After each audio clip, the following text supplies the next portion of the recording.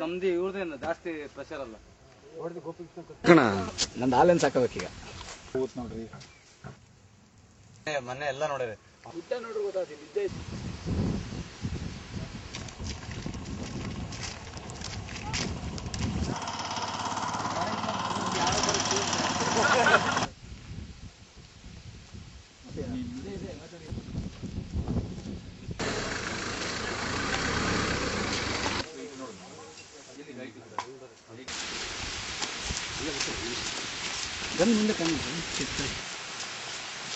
ನೋಡ್ರಪ್ಪ ಇದು ಇರೋರು ಇಲ್ಲಿ ಇವ್ರು ಮಾತ್ರ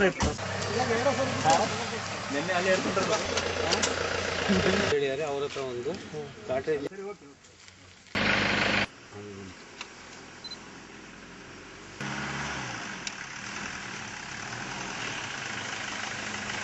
ಅದು ಈಗ ಬರಲ್ಲ ಇಲ್ಲಿ ಸುಮ್ಮನೆ ನಾವು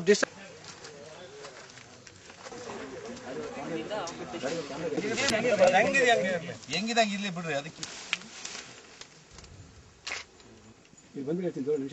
ಬುಲೆಟ್ ಏಟ್ ಎಲ್ಲಿ ಬಿದ್ದಿಲ್ಲ